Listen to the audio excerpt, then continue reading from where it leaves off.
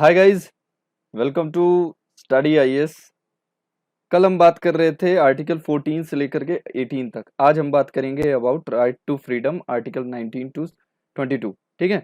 As always, if you want to get Unacademy plus subscription, so please use this code study IAS. तो शुरू करते हैं आज का आर्टिकल।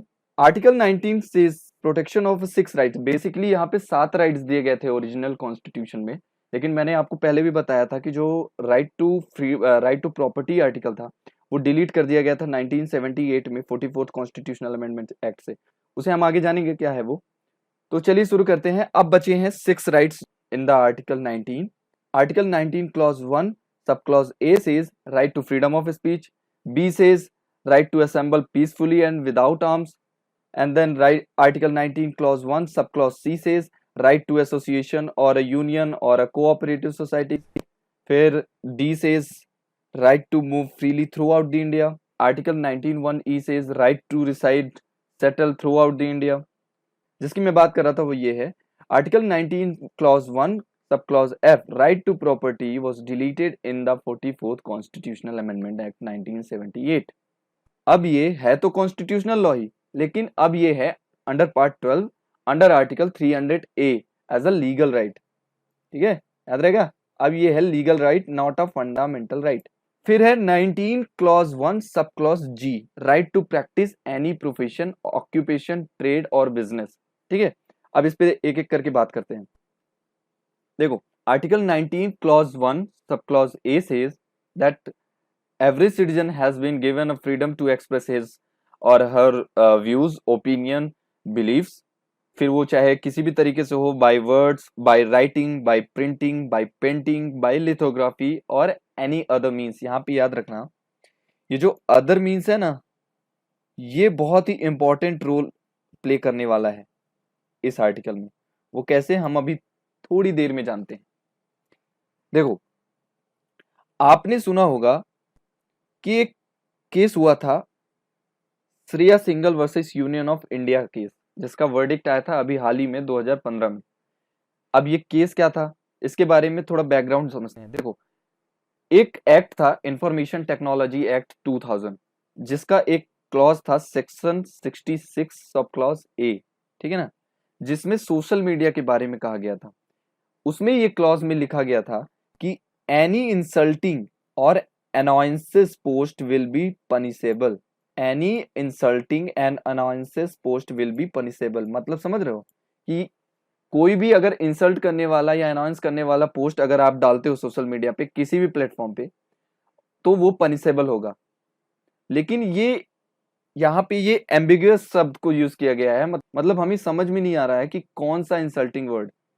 सब क्योंकि देखो, कुछ वर्ड ऐसे होते हैं जो आप, जैसे मान लो सपोज मैंने आपको कुछ बोला, आपके हिसाब से मैंने आपकी इंसल्ट कर दी, लेकिन वो मेरे हिसाब से इंसल्ट नहीं है। So it is a ambiguous ना। ये समझ ही नहीं पा रहे हैं लोग कि कौन सा शब्द किसके लिए इंसल्ट होगा, कौन सा किसके लिए नहीं होगा। इसी को लेकर के एक केस आया, Shreya single versus Union of India. हुआ यूं कि आपने सुना होगा, जब बाला साहब ठाकरे की डेथ हुई थी 2012 में, तो तो उन्हें लेकर के एक बड़ी शव यात्रा उनकी निकाली गई थी, जिसमें पूरी मुंबई अराउंड कई लाख लोग उनके फ्यूनरल में शामिल हुए थे, जिससे पूरा ट्रैफिक जाम हो गया था, पूरी मुंबई की सड़कें जाम हो गई थी। तो वहां पे 2 लड़कियां थी जिन्होंने सिर्फ सोशल मीडिया पे ऐसे ही लिखा कि मतलब ये साइड से भी तो ले जा सकते थे, मतलब इनकी वजह से हम क्यों सफर करें, ऐसा वैसा कुछ इन्होंने कमेंट किया। कुछ ही देर में पुलिस उनके घर आती है और उन्हें अरेस्ट कर लेती है इसी एक्ट के through, under section 66 A of the information technology act of 2000। समझ रहे हो बात को, क्योंकि उनके हिसाब से वो उनका इंसल्ट कर रहे थे, उनके अकॉर्डिंग वो पोस्ट उनके लिए इंसल्टिंग था। ठीक है ना। सो अंडर दिस सेक्शन 66 ए उन लड़कियों को अरेस्ट कर लिया गया। और इसी के बाद आया Shreya single versus Union of India case 2015 में, इसका वर्डिक्ट आया। Shreya single basically law student थी, उन्होंने एक केस किया, पीआईएल दायर की, जिसमें उन्होंने बोला कि ये जो सेक्शन 66 ए है ना, ये इंसल्टिंग और अनायंसेस, ये जो वर्ड यूज किया गया है यहाँ पे, ये मतलब एम्बिगुअस है। ये किसी के लिए सही हो सकता है, किसी के लिए गलत। तो यहाँ पे ये वर्ड के अकॉर्डिंग आप किसी को पनिश नहीं कर सकते, क्योंकि ये पूरा क्लॉज ही गलत है।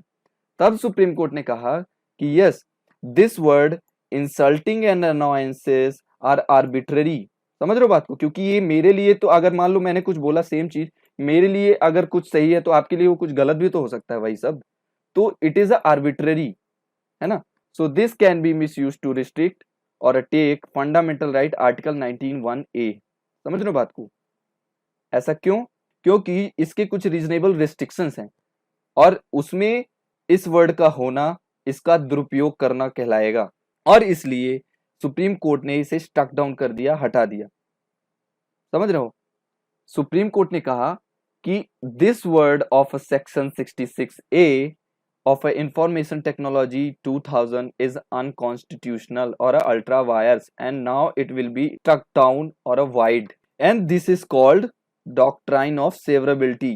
अब आप सोच रहे हो कि ये डॉक्ट्राइन ऑफ सेवरेबिलिटी क्या है? तो देखो, इसका मतलब कि ये देखो, जो ये इंफॉर्मेशन टेक्नोलॉजी एक्ट था, ये पूरा का पूरा लॉ अनकॉन्स्टिट्यूशनल नहीं है, लेकिन जो ये 66 क्लॉज ए है ये अनकॉन्स्टिट्यूशनल है, और इसलिए मतलब इसका एक जो पार्ट है उसे तोड़ा जा सकता है। सेवरेबिलिटी मतलब उसे तोड़ सकते हैं, उसका जो पार्ट है ये 66A ये अनकॉन्स्टिट्यूशनल है, इसलिए सिर्फ इस क्लॉज को स्ट्रक डाउन कर दिया गया, and this is called the doctrine of severability. अगर होल लॉ अगर खराब होता तो पूरे लॉ को भी स्ट्रक डाउन और नल एंड वाइड घोषित किया जा सकता था, लेकिन यहाँ पे 66 क्लॉज ए ही सिर्फ अल्ट्रा वायर्स डिक्लेयर किया गया क्योंकि इसके वर्ड एम्बिगुअस थे, ठीक है ना, अस्पष्ट शब्दों का यूज किया गया था।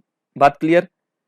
अब आर्टिकल 19 क्लॉज 1 सब क्लॉज ए का कुछ रीजनेबल रेस्ट्रिक्शंस दिए गए हैं, वो क्या क्या है जानते हैं। देखो, पहला सोवरेनिटी ऑफ इंडिया, इसको खतरा नहीं होना चाहिए। Integrity of India, security of the state, friendly relationship with the foreign state. देखो, sovereignty, integrity, security of state पे अगर खतरा है तो हम इसको रेस्ट्रिक्ट कर सकते हैं obviously. Friendly relation with foreign state का मतलब यहाँ पे क्या होता है कि देखो, सपोज मान लो हमारे यहाँ कोई किसी राइटर ने एक बुक लिखी किसी दूसरे कंट्री के ऊपर या किसी दूसरे कंट्री के ऊपर बेस्ड, ठीक है ना। अब उससे उस कंट्री के लोगों पे वहां गलत इंपैक्ट पड़ रहा है, तो वहां पे हमारा जो फ्रेंडली रिलेशन है वो खतरे पे आ सकता है, तो उसको ध्यान में रखते हुए हमारी गवर्नमेंट उस बुक को सपोज बैन कर सकती है, ठीक है ना। This is called friendly relation with the foreign state restrictions. फिर public order, obviously public order maintain करने के लिए हम इसे रेस्ट्रिक्ट कर सकते हैं। डिसेंसी, कंटेम्प्ट ऑफ कोर्ट नहीं कर सकते आप।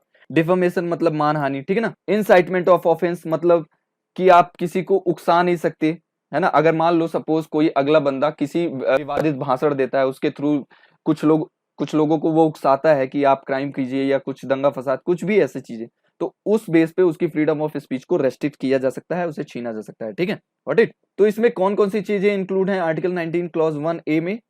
Right to propagate one's view as well as view of others.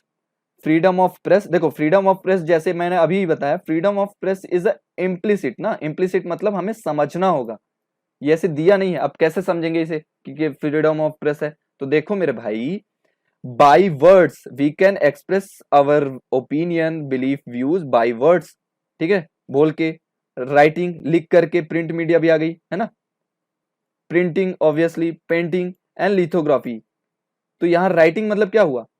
Writing मतलब हम मीडिया को ही बोल रहे हैं, तो इट इज इम्प्लिसिट वर्ड, हमें यहाँ पे इम्प्लिसिट करना पड़ेगा, हमें यहाँ इसे समझना पड़ेगा। And also the other means का मतलब आप समझ में आया, जो मैंने सोशल मीडिया की बात कही वो, क्योंकि उस टाइम पे जब ये देखो कि जब ये वर्ड यूज किया गया एनी अदर मीन्स, है ना, इसका मतलब जब 1947 में 1950 में जब ये अनाउंस किया गया हमारा संविधान, उस टाइम पे हमारे कॉन्स्टिट्यूशन मेकर्स कितने भविष्य के बारे में सोच रहे थे, समझ रहे हो। उनको ये पता था कि कुछ आगे चल के और भी कई ऐसे साधन हमारे पास उपलब्ध होने वाले हैं कि जिसके थ्रू हम कम्युनिकेट कर पाए, तो ऐसे समय पे उनको भी इंक्लूड किया जाना चाहिए फ्रीडम ऑफ स्पीच में, ठीक है। चलो एक और केस की बात करते हैं। 1962 में, 1965 में एंड 1971 में हमारे देश ने 3 युद्ध लड़े थे, है ना, पाकिस्तान और चाइना के साथ।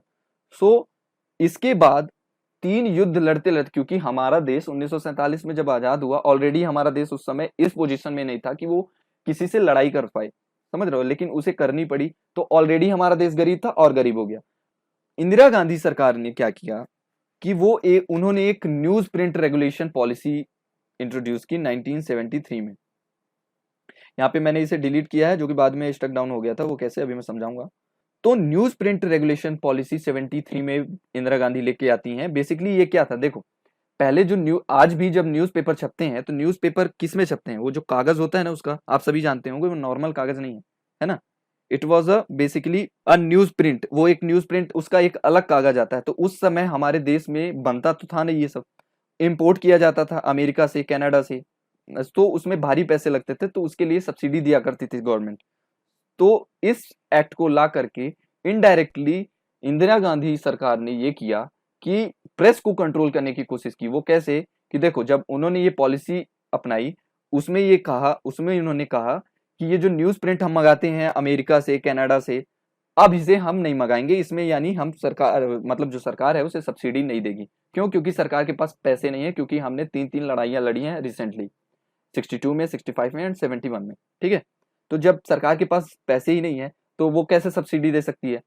हालांकि एक नजर में देखें तो ये सही है कि उसके पास, गवर्नमेंट के पास पैसे नहीं है, तो वो अपने फिजिकल डेफिसिट को कंट्रोल करने के लिए ये सब किया उन्होंने। लेकिन it was basically indirect way to control the press. समझ रहे हो बात को, क्योंकि प्रेस को कंट्रोल करना चाहती थी इंदिरा गांधी। तब इसे चैलेंज किया गया टाइम्स ऑफ इंडिया की तरफ से। आप सभी जानते हैं टाइम्स ऑफ इंडिया एक बड़ी न्यूज़पेपर एजेंसी है। टाइम्स ऑफ इंडिया के सीईओ बेनॉल्ट कोलमैन ने इसे चैलेंज किया, Bennett Coleman versus Union of India 1973 case. इसमें सुप्रीम कोर्ट ने कहा that state cannot do anything indirectly which is not allowed to do directly। मतलब जो आपको सीधे सीधे करने के लिए मना किया गया है उसे आप इनडायरेक्टली भी नहीं कर सकते। समझ रहे हो बात को। And this is called the doctrine of colourable legislation. This is called the doctrine of colourable legislation. देखो एक बात सिंपल वर्ड में मैं समझाता हूं। इन्होंने क्या किया, न्यूज़पेपर को basically news print regulation policy के थ्रू इन्होंने मीडिया को कंट्रोल करना चाहा। लेकिन एक तरफ तो वो उनका, मैंने पहले ही बताया कि एक तरफ ये जो पॉइंट था उनका कि हमारे पास पैसे नहीं है, ये पॉइंट वैलिड था। लेकिन ऑन द अदर हैंड आप मीडिया को कंट्रोल भी तो नहीं कर सकते, ये भी तो है। मतलब कि ये दिखता तो है लीगल जैसा, राइट, ये पॉलिसी दिख तो लीगल जैसी रहती है एक तरफ, लेकिन एक्चुअली में ये इलीगल थी, है ना। और इसलिए कोर्ट ने इस पॉलिसी को टक डाउन कर दिया और अनकॉन्स्टिट्यूशनल घोषित कर दिया और कहा कि मीडिया को आप कंट्रोल नहीं कर सकते। ठीक है ना, बात समझ में आई। Now article 19 clause 1 sub clause B says freedom of assembly. According to this article every citizen has the right to assemble peacefully but without arms. सभी नागरिकों को ये राइट्स मिले हैं टू असेंबल पीसफुली। आप असेंबल हो सकते हो, कहीं भी जा सकते हो पीसफुली, बट असेंबल हो सकते हो पीसफुली बट विदाउट आर्म्स। ये नहीं कि बंदूक, पिस्तौल और हथियार, तलवारें लेके निकल गए, कुछ भी करने लगे, ये अलाउड नहीं है। समझ गए। तो this is not allowed. Freedom of इस असेंबली का मतलब ये नहीं कि आप बंदूक लेके निकल गए और खड़े हैं बाहर। अगर किरपान की बात करें तो kirpan is the method of religion of a Sikh community under article 25। ये क्या है, हम उस अंडर आर्टिकल 25 में हम अच्छे से डिटेल में समझेंगे। अभी के लिए मैं ये बता दूं कि किरपान इज अलाउड, ठीक है ना, क्योंकि ये उनका मेथड ऑफ रिलीजन है। सिख कम्युनिटी का मेथड ऑफ रिलीजन किरपान है, उसे रखना वो अनिवार्य समझते हैं, तो इसलिए ये अलाउड है। अब इसमें आप कैसे कैसे असेंबल हो सकते हो, देखो आप रैलियां कर सकते हो, चाहे वो पॉलिटिकल रैली हो या फिर रिलीजियस रैली हो। आप धरना दे सकते हो, आप मोर्चा खोल सकते हो, आप प्रोसेशन कर सकते हो। दे आर अलाउड ना, अलाउड पीसफुली। बट एक बात याद रखना, जो स्ट्राइक है ये लीगल राइट हो सकता है लेकिन ये फंडामेंटल राइट नहीं है ना। Strike is not a fundamental right, यहाँ पे याद रखना। तो आप रैली कर सकते हो, धरना दे सकते हो, मोर्चा कर सकते हो, प्रोसेशन कर सकते हो, लेकिन पीसफुली करना है, ना कि आर्म्स के साथ। ठीक, अब इसके क्या क्या रेस्ट्रिक्शंस हैं वो जानते हैं। देखो इसके रीजनेबल रेस्ट्रिक्शंस फिर वही, sovereignty of India, integrity of India, public order, health and safety. अगर इन पे बात आती है तो आपकी फ्रीडम ऑफ असेंबली भी छीना जा सकता है।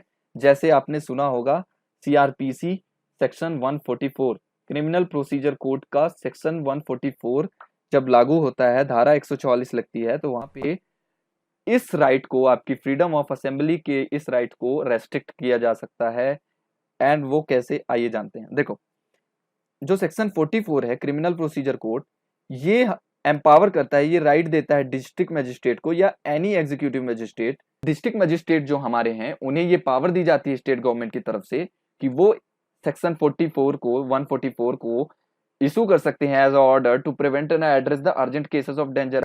अगर कोई सोवरेनिटी, इंटीग्रिटी, पब्लिक ऑर्डर या हेल्थ सेफ्टी, इन सबसे रिलेटेड कोई मैटर है को लेकर अगर खतरा है तो वहां पे सेक्शन 144 इम्पोज किया जा सकता है। सो इसमें बेसिकली क्या रहता है कि एक्स नंबर होता है, मतलब कोई भी नंबर को ले सकते हैं वो according to situation. So the x number of peoples are not allowed to assemble for the public order, ठीक है ना, वहां पे आप अलाउड नहीं है कि आप असेंबल हो सकें। So this is the section 144 of CRPC criminal procedure code, ठीक है। Now coming to the article 19 clause 1 sub clause C, freedom of association. So what freedom of association means, आप कोई भी ग्रुप, एसोसिएशन, पॉलिटिकल पार्टी, याद रखना political party भी इसी में इंक्लूड है ना। So group, association, political party, cooperative societies and trade union, कुछ भी आप बना सकते हैं under article 19 clause 1 sub clause सी, ठीक है ना। इसके भी कुछ रीजनेबल रेस्ट्रिक्शंस हैं, फिर से वही sovereignty of India, integrity of India, public order and health and morality. यहाँ पे याद रखना जो ये मोरालिटी है ना, वो इस आर्टिकल में नया रीजनेबल रेस्ट्रिक्शन है। मोरालिटी मतलब अब आप कोई आतंकवादी ग्रुप बनाओगे तो थोड़ी ना आपको गवर्नमेंट बनाने देगी तो आतंकवादी ग्रुप बनाना या फिर कुछ डेंजरस ग्रुप बनाना जो कि which is not in the interest of public और नेशन, तो उसके बेस में आपको ये यूनियन नहीं बनाने दिया जाएगा। मोरालिटी का मतलब यही है कि आप अगर ड्रग्स बेचने के लिए कोई ग्रुप बनाते हो या कुछ इलीगल काम करने के लिए ग्रुप बनाते हो तो वो करने की परमिशन नहीं है अंडर दिस आर्टिकल, उसकी फ्रीडम नहीं दी गई है। But as a legal way अगर आप कोई ग्रुप बनाते हैं, एसोसिएशन बनाते हैं, पॉलिटिकल पार्टीज, कोऑपरेटिव सोसाइटीज और ट्रेड यूनियन बनाते हैं तो उसकी छूट है ना। तो इसके रीजनेबल रेस्ट्रिक्शंस याद रहेंगे, sovereignty, integrity, public order, health and morality. इसी में आपने देखा होगा एक अनलॉफुल एक्टिविटी प्रिवेंशन एक्ट आया था 1976 में, यानी यूएपीए एक्ट, जिसे अभी पिछले साल ही अमेंड किया गया है 2019 में। उसमें यह कहा गया है कि मान लो अगर कोई ऐसा ग्रुप है सपोज, और उसे अगर गवर्नमेंट, उसे लगता है, गवर्नमेंट को ऐसा लगता है कि वो जो ग्रुप है और पर्टिकुलर एसोसिएशन है, कुछ भी है, वो इलीगल चल रही है या that is not in the spirit of constitution और नेशन, सो उसे वो ब्लॉक कर सकती है, उसे वो बैन कर सकती है, ठीक है ना। इसमें यही प्रोविजन बनाए गए 2019 अमेंडमेंट एक्ट में। Now article 19 clause 1 D says freedom of movement. Freedom of movement मतलब आप, you are free to move anywhere within the territory of India. समझ रहे हो बात को, भारत के किसी भी क्षेत्र में आपको जाने की परमिशन है और आप जा सकते हैं, और आप सभी जानते हैं हम कहीं भी जा सकते हैं भारत में किसी भी स्टेट में, ठीक है ना। तो वो हमें कहां से फ्रीडम का राइट्स मिला है, यहीं से, freedom of movement, article 19 clause 1 sub clause D, ठीक है। लेकिन अगर आपको इंडिया से बाहर जाना है तो that is come under the article 21 right to life. वो आपकी चॉइस है, जीने का अधिकार है ना, तो उसमें आप जा सकते हैं इंडिया के बाहर। That right is given to you under article 21। Freedom of movement का मतलब इसे ना ही आप एक्सप्रेसली और इम्प्लिसिटली आप इसे प्रोहिबिट कर सकते हो, मतलब ना तो आप डायरेक्टली ना ही इनडायरेक्टली। वो कैसे, सपोज मध्य प्रदेश का बॉर्डर है, ठीक है ना, मध्य प्रदेश में अगर मध्य प्रदेश की गवर्नमेंट कोई टैक्स लगाती है, इंपोज करती है, और वो कहती है कि अगर कोई भी मध्य प्रदेश के बॉर्डर में एंटर करता है या जाता है यहाँ से, ठीक है, तो उसे हैवी टैक्स देना पड़ेगा। तो ये उनकी मूवमेंट को एक तरीके से रेस्ट्रिक्ट कर रहा है, ठीक है ना, रेस्ट्रिक्शन है उनके ऊपर। तो it is a indirect way, so आप इसे ना तो डायरेक्टली ना ही इनडायरेक्टली ऐसा कोई रूल बना सकते हैं जिससे आपकी फ्रीडम ऑफ मूवमेंट इंक्रीज हो जाए या जहां पे फ्रीडम ऑफ मूवमेंट आपका रेस्ट्रिक्ट हो। बट एक एग्जांपल और लेते हैं, सपोज टोल नाके की बात करते हैं, जो हम जब जाते हैं हाईवे पे तो टोल देते हैं, टैक्स देते हैं। सो एक तरीके का वो टैक्स देना भी तो हमारी फ्रीडम ऑफ मूवमेंट को रोक रहा है ना। फ्रीडम ऑफ मूवमेंट मतलब वो रेस्ट्रिक्ट करता है, अगर हम टैक्स नहीं देते तो हमें वो जाने नहीं देंगे, तो ये तो हमारे फ्रीडम ऑफ मूवमेंट का वायलेशन हुआ, है ना। तो इसके लिए सुप्रीम कोर्ट ने ये वर्डिक्ट दिया कि अगर देखो, अगर किसी रास्ते में, अगर मान लो दिल्ली जाने के लिए दो रास्ते हैं, ठीक है, अगर एक रास्ता, दिल्ली जाने के लिए दो रास्ते हैं, तो एक रास्ते को आप फ्री कर देंगे और जो दूसरा रास्ता है उस पे आप टोल लगा देंगे, ठीक है। तो जिसे फ्री पे जाना है वो फ्री पे जा सकता है, और जिसे टोल दे के जाना है वो टोल दे के जा सकता है। लेकिन जहां पर अगर सिर्फ एक ही रोड है, समझ रहे हो बात को, जहां पे अगर अल्टरनेटिव रोड उपलब्ध नहीं है तो वहां पे वो रोड फ्री कर दी जाएगी, वहां पे किसी प्रकार का भी टोल नहीं लिया जाएगा। And this is called the doctrine of harmonious construction, मतलब बैलेंस्ड अप्रोच होनी चाहिए, समझ रहे हो। हार्मोनियस कंस्ट्रक्शन मतलब बैलेंस्ड अप्रोच। एक तरफ अगर अल्टरनेटिव अगर रोड्स हमारे पास हैं तो हम टोल भी ले रहे हैं, और एक तरफ उन्हें फ्री भी जाने दे रहे हैं दूसरी रोड से। लेकिन जहां पे हमारे पास अल्टरनेटिव सुविधा नहीं है, एक ही रोड है, वहां पे हम टोल नहीं लेंगे, समझ रहे हो बात को। This is called the doctrine of harmonious construction balanced approach, ठीक है। नाउ इसके क्या क्या रीजनेबल रेस्ट्रिक्शंस हैं उसे समझते हैं। देखो, इसका सबसे पहला रीजनेबल रेस्ट्रिक्शन है पब्लिक इंटरेस्ट। पब्लिक इंटरेस्ट में आपने देखा होगा कर्फ्यू लगता है, जहां पे सारी चीजें बैन हो जाती है, बेसिकली हमारा निकलना बैन हो जाता है। Basically it was a police order, पूरे एरिया को पुलिस कंट्रोल में ले लेती है और आपका निकलना बैन हो जाता है, ठीक है। This is called the curfew. इस समय आपने देखा होगा जनता कर्फ्यू भी लगाया गया था हमारे प्रधानमंत्री जी के द्वारा, और हम कई स्टेट्स अभी भी ऐसे हैं जहाँ पे कोरोना की वजह से कर्फ्यू अभी भी कभी कभी लगता है, या अभी भी कई जगह लगा हुआ है, ठीक है। तो वहां पे हमारा निकलना बैन है, हम नहीं निकल सकते। क्यों? क्योंकि वो पब्लिक इंटरेस्ट में है, क्योंकि हम अगर निकलेंगे बाहर तो हमारे द्वारा कोरोना अगर मान लीजिए किसी को कोरोना है तो वो फैल सकता है, या हमें ही मान लीजिए बाई चांस कहीं से हमें हो गया है तो हमारे द्वारा किसी और को फैल सकता है। तो इन the interest of public it is imposed by the government, ठीक है ना। नाउ सेकंड बात करते हैं इनर लाइन परमिट की। इनर लाइन परमिट क्या है? देखो, स्केड्यूल्ड एरियाज जितने भी हैं, जैसे नॉर्थ ईस्ट में कुछ स्टेट्स हैं, मणिपुर एंड ऑल, जैसे आपने सुना होगा पिछले साल जब ये मुद्दा उठा था सीएए को लेके, तो मणिपुर का जिक्र आया था कि वहां की इनर लाइन परमिट क्या है। तो inner line permit is basically, वहां कुछ ऐसे स्टेट है नॉर्थ ईस्ट में जहां हमें एंटर करने के लिए परमिशन लेनी पड़ती है, क्योंकि they are particular scheduled areas ना, उनके लिए कुछ ऐसी स्पेशल प्रोविजंस दिए गए हैं कॉन्स्टिट्यूशन में कि इनर लाइन परमिट लेना ही होगा, उनसे इजाजत लेके ही हमें वहां एंटर करना होगा, चाहे हम सिटीजन हो चाहे नॉन सिटीजन हो, क्योंकि उन्हें बाहर के लोग उन्हें परेशान ना कर पाए, इसलिए ऐसी प्रोविजंस हमारे कॉन्स्टिट्यूशन में दी गई है इनर लाइन परमिट की, ठीक है ना। इनर लाइन परमिट समझ गए। Third one, quarantine. अब इस वर्ड से आज की डेट में आप सभी वाकिफ होंगे अच्छे से। Quarantine for infection diseases in the interest of public. देखो, the very recent example, we are in the phase of कोविड-19, जहां पे कांटेक्ट में आने से फैल रहा है। तो क्योंकि ये कांटेक्ट में आने से फैल रहा है, इन द इंटरेस्ट ऑफ पब्लिक हमने इम्पोज किया क्या, हमने रीजनेबल रेस्ट्रिक्शंस लगाए over the freedom of movement, ठीक है ना।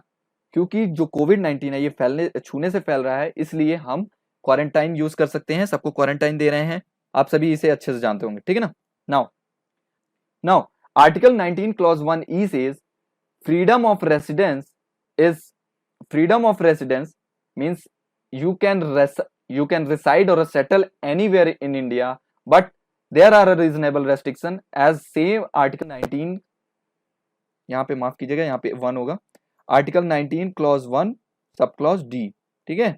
यहाँ पे भी रीजनेबल रेस्ट्रिक्शंस है, और कौन कौन से रीजनेबल रेस्ट्रिक्शंस हैं? वही जो सेम आर्टिकल 19 क्लॉज 1 डी में थे, यानी ये public interest, interest of schedule caste and quarantine, ठीक है ना। तो article 19 clause 1 D and E has the same reasonable restriction, ठीक है ना।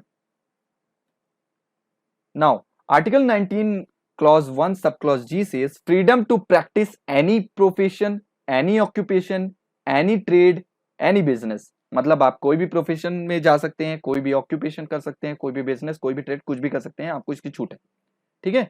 इसमें भी कुछ रीजनेबल रेस्ट्रिक्शंस दिए गए हैं, और वो कौन कौन से रेस्ट्रिक्शंस हैं? जैसे इलीगल और इमोरल वर्क। इलीगल वर्क मतलब अगर आप ड्रग्स बेचने का या 2 नंबर का काम चालू करते हैं तो दैट इज नॉट अलाउड ना, so that is come under the reasonable restrictions of article 19 1G। कुछ एरिया ऐसे हैं जहां सिर्फ स्टेट की मोनोपोली है, मतलब आर्टिकल 19 क्लॉज 1G के तहत आप उन एरिया को चालू नहीं कर सकते as your profession, as your occupation, as your business, जैसे एटॉमिक, न्यूक्लियर पावर और chemical. So atomic, nuclear power and chemical, इस तरह की जितनी भी चीजें हैं, इस पे सिर्फ मोनोपोली है ऑफ स्टेट है, सिर्फ स्टेट का अधिकार है, गवर्नमेंट का अधिकार है ना।